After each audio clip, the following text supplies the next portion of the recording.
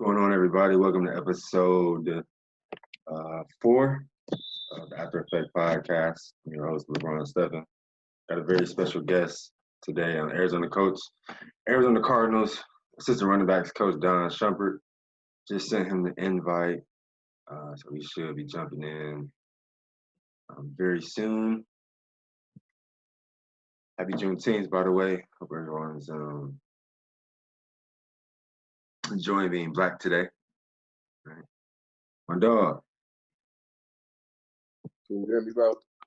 Yeah, I can hear you. You hear me? Yes, sir. What's going on, man?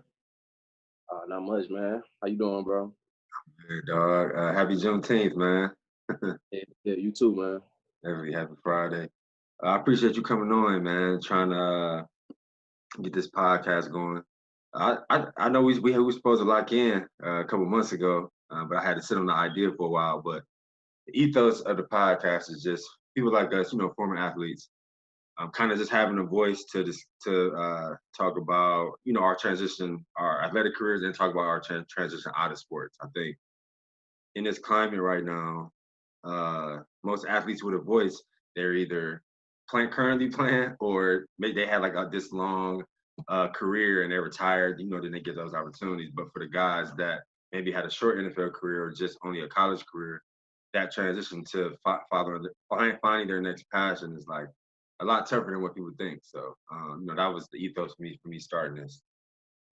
Definitely, man. I respect you. I can relate, so that's good, bro.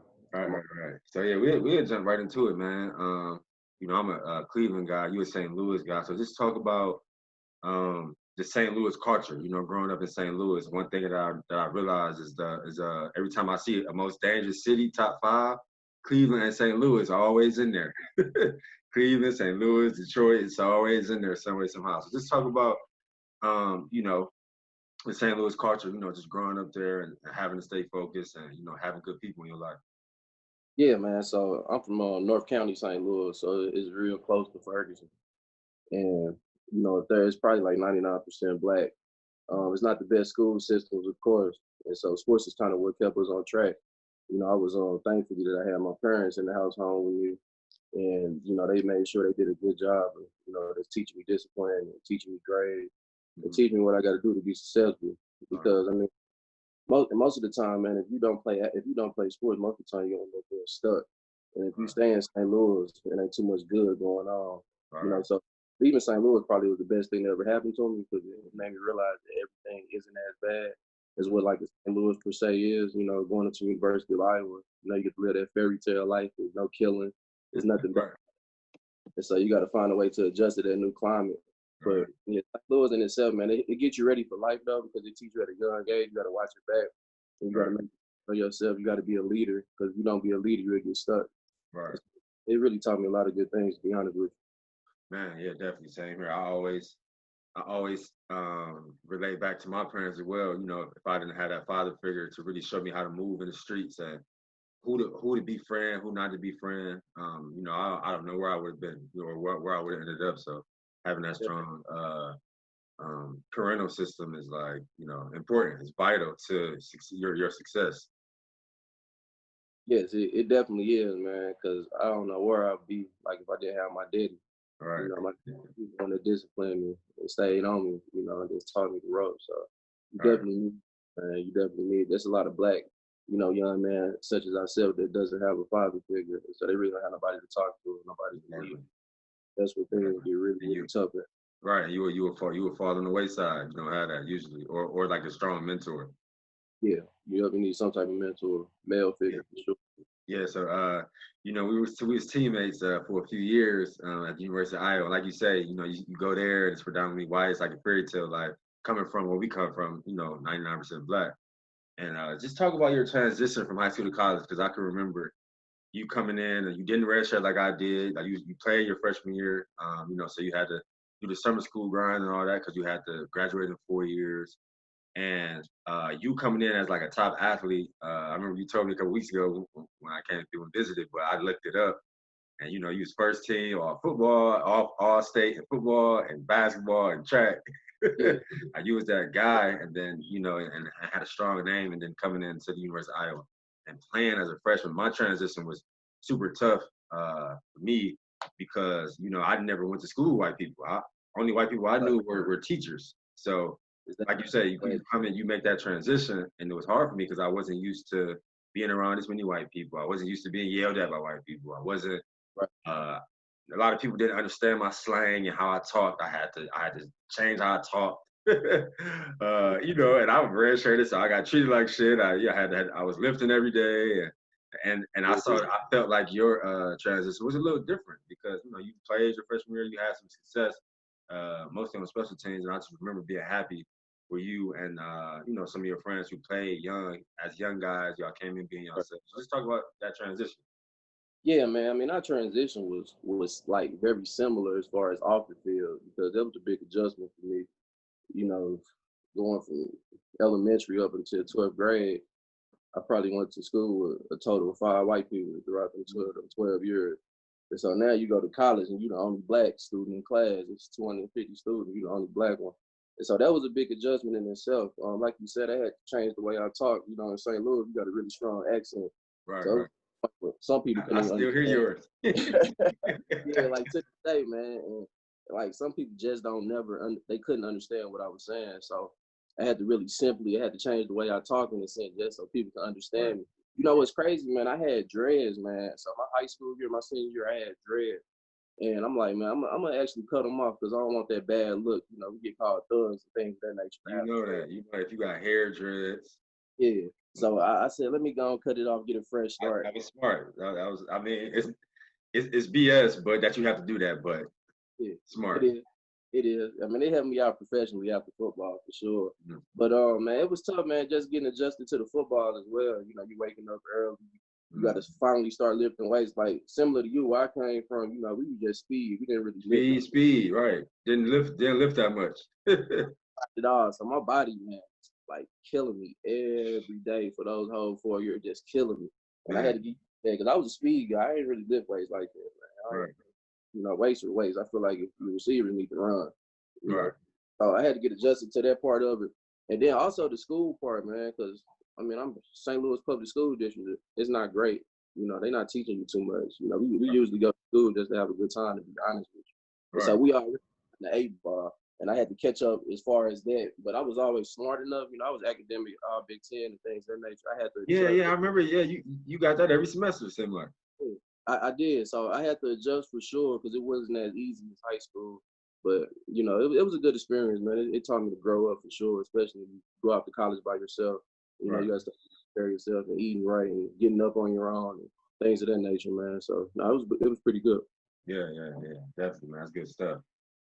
So I know you had like small rookie stints, rookie minicamp stints with the Kansas City Chiefs and Chicago Bears. So just talk about those two experiences, because a lot of guys, like me, I mean, I wasn't even able to get those kind of opportunities or put on the helmet. And though I know you was only able to put on those helmets for a weekend. Right. But from outside looking in, that's still an accomplishment. so, yeah, just expound on those two experiences with those two teams. No, it was good, man. So, following the NFL draft in 2014, of course, I was a free agent. Probably didn't have the best numbers, so I had to put all my eggs in the pro day. So I had a really good pro day, and then after pro day, I got a couple teams that called me and whatnot. And after the draft, I ended up getting called by the Chicago Bears, and they wanted me to come out there for their rookie mini camp to play receiver. And so that was real. That was real sweet, man. You get to go up. So basically, when you go up to rookie mini camp, you got all the draft picks. You got all the unsigned free agents. So it's typically about 6 to 10 draft picks. You probably have about 10 unsigned free agents that got a deal. And then you probably have about 30 to 35, just rookie that's trying to get a deal. So they trial player. So I was on a trial basis. But the cool thing is you get to go through the whole process of what it is to be a player in the NFL. You get to go through the meeting, go to the practice, and then you get to watch the practice after, you get to watch the practice in the meeting room after you finish the practice or whatnot. And so that was real cool. That's going through that process, learning from NFL coaches. The Chicago Bears mini camps for 3 days. That first weekend, I ended up not getting signed, so I ended up going to the Kansas City Chiefs and that next week, which was real good, man. Just to learn from them guys. Andy Reid, a really good coach, as you can see. And that was just good, just getting information on him, learning how he called plays. Right. how he formate plays and how he, basically take advantage of defense. So that was real good just seeing that, man. And I had a good time. I competed. I tried my best to try to get a contract. It's just real tough, man. At the end of the day, typically you probably only have about 2 guys that sign. As far as trial players that are signed, so that's not a lot. Right. So it's a numbers game at the end of the day, but it was real good, man. I was blessed to say at least I had the opportunity to do it. Yeah, and I'm sure like in the role you're in now, I'm sure that paid dividends with you spending time with the Chiefs because I've always heard Andy Reid is like this like offensive guru and with formations and like an array of different kinds of plays stuff like that. So I'm sure you was able to take some of that information with you. No, for sure I was, man. It was real good just learning, how you call plays and how you communicate different language you use to run the offense. So it was real good. Right. That makes sense. So talk about your transition from like 2014 to 2016. Because I know you started GA in 2016 at our alma mater. But for me, that transition, just trying different things, trying different jobs, trying to figure out like what I like. Just talk about that transition between 14 and 16, going from player to like, okay, having to like shed that player, like, okay, I'm finally done playing. Like, I'm about to go to coaching. Talk about that little transition.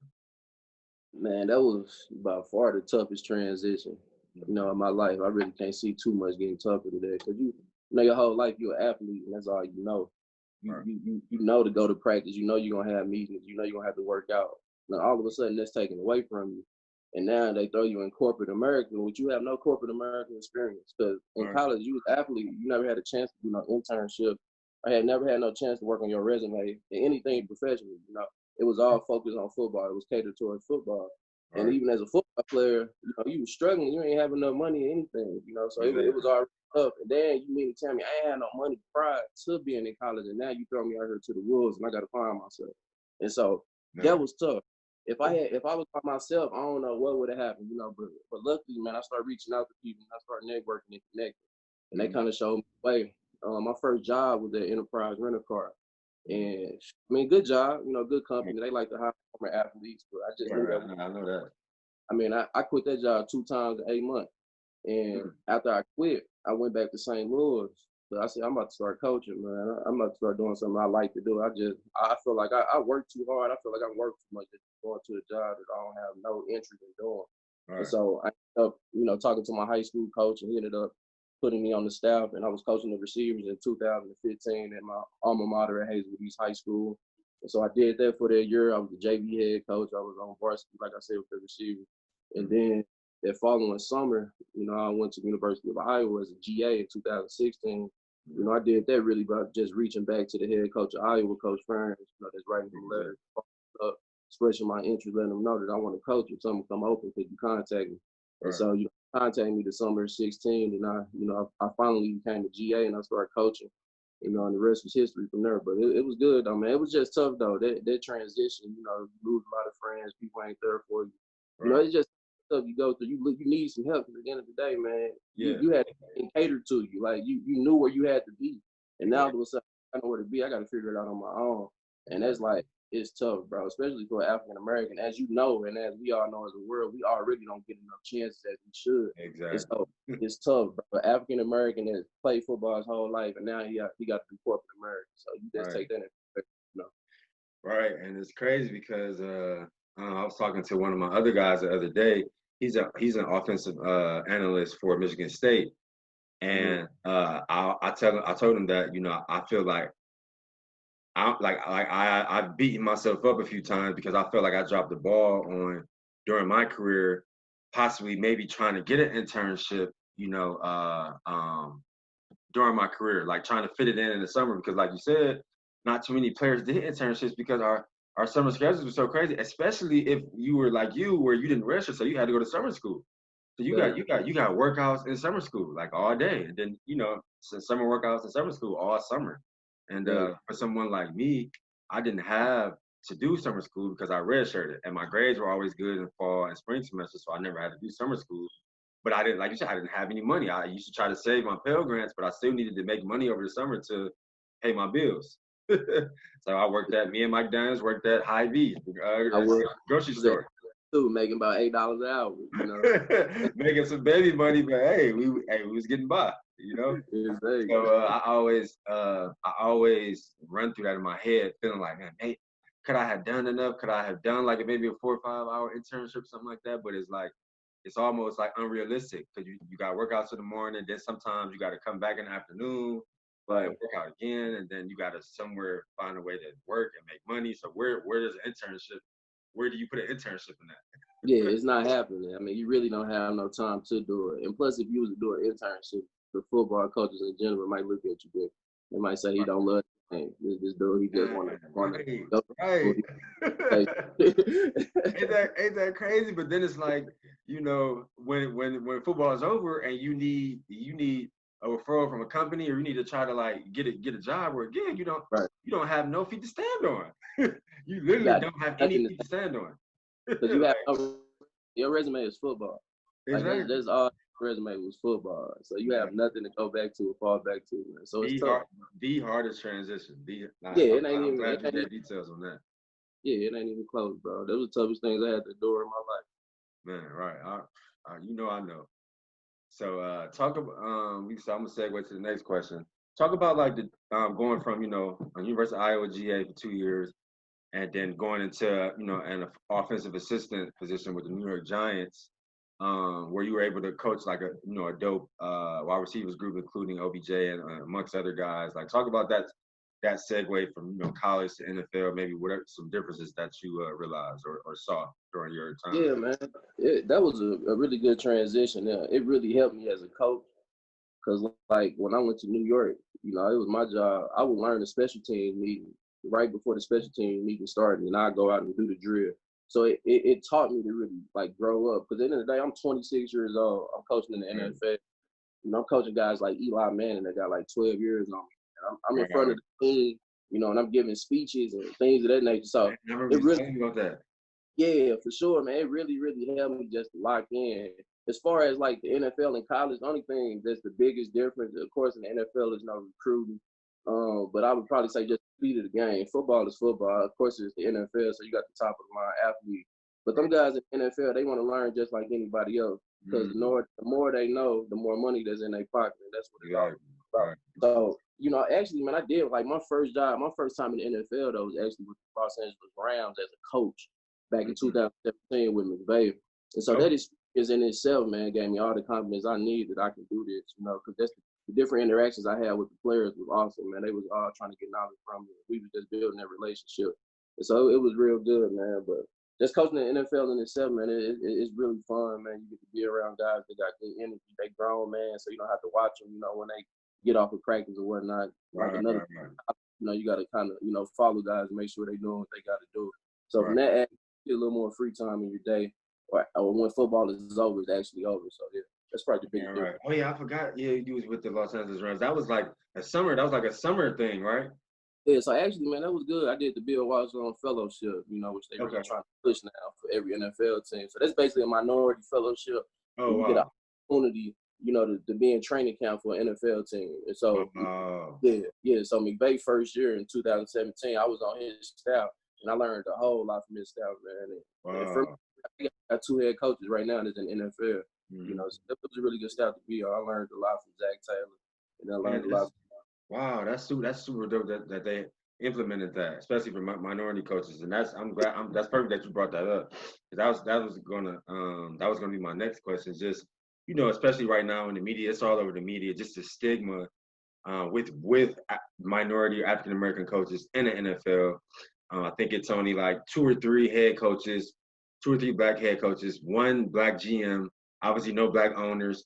I mean, Yeah, so these positions of power, like just talk about you being a black man, and for any listeners or viewers, black kids that maybe want to get into coaching, kind of just map out your action steps or your references or just your networks on how you were able to move up and migrate through with such a where black African American guys don't get opportunities that often, and some way somehow you were able to scratch and claw and fight for any of those opportunities, and here you are like going on your third year, as an NFL coach.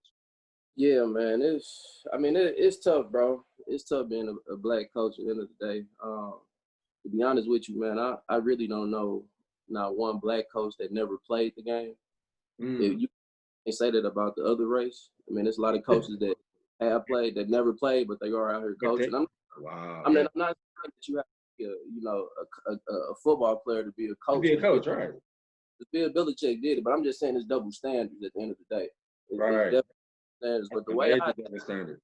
yeah, for sure. The way I attacked it though, man, I literally reached out to every coach I knew, and Mm. I them up, man. And if it's either I'm writing a letter like I did with Coach Ferns, or I'm writing a text message, or I'm sending an email, I'm letting you know that I need this job and I'm interested. So, like, what do I have to do? Like, show me. At the end of the day, I was looking for mentors, and Right, so right, I had a lot of good mentors that helped me, and they showed me like what they did to get to where they was at. And I right. really that's that same recipe at the end of the day.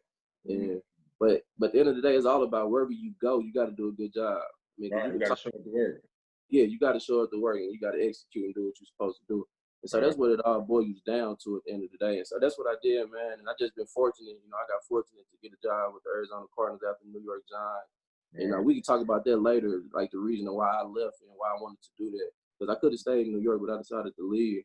And Mm. I might as well touch on it now. The reason why, I decided to leave, because I've been up to receivers my whole life.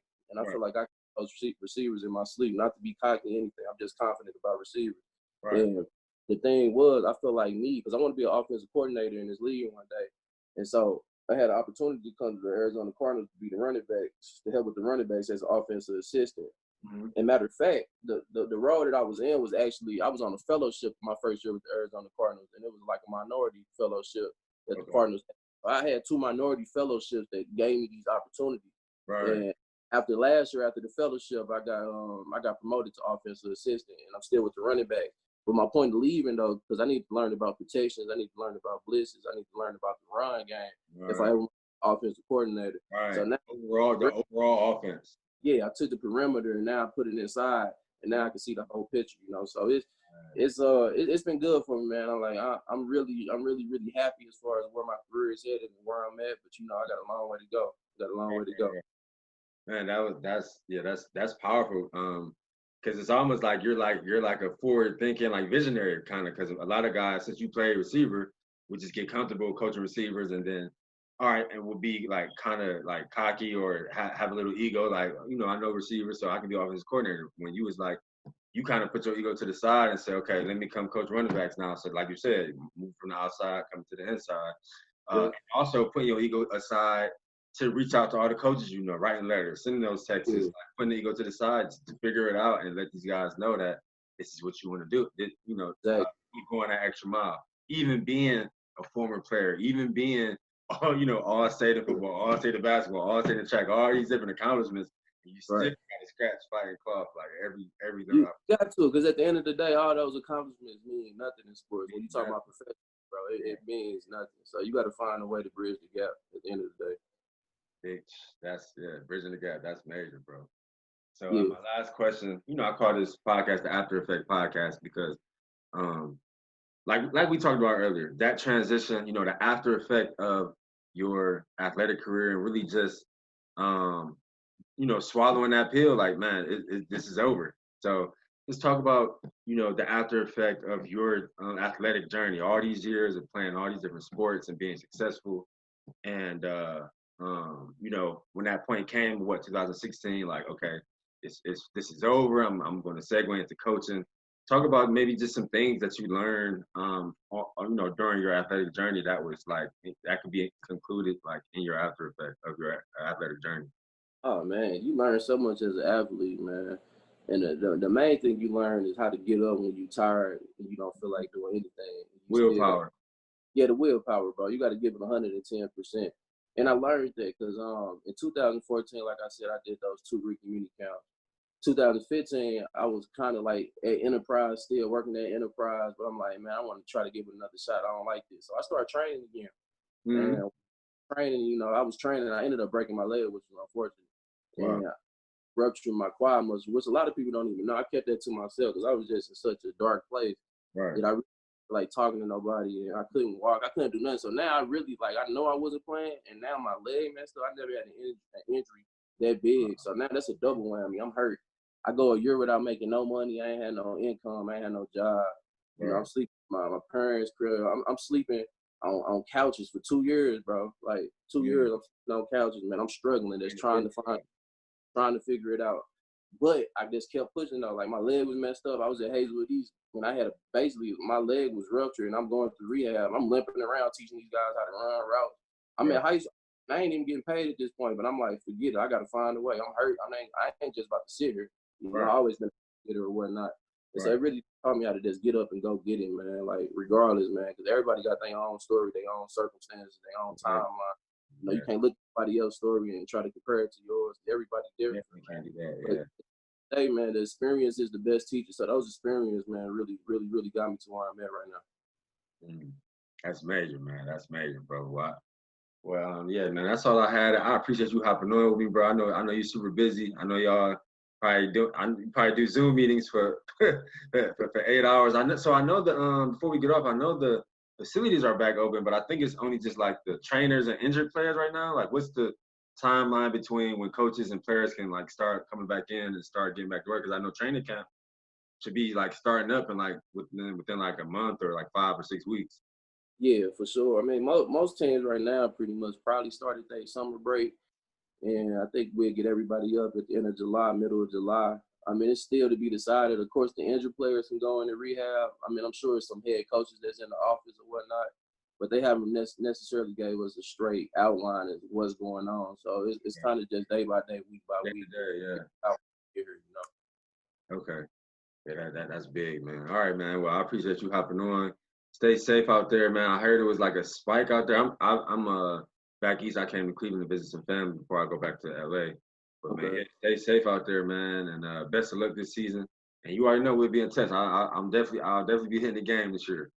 Yeah, most definitely. You know, it's always good, man. Hey, thanks for having me. That was some good talk right there. I Oh like it. yeah, yeah, oh yeah, definitely. You already know, man. Trying to get this thing going. I appreciate you tapping in and supporting, bro. Yeah, most definitely, man. Keep doing what you're doing, bro. All right, man. Tell your family hello and everybody be safe. All right, man. You do the same, bro. Weekend, bro. All right.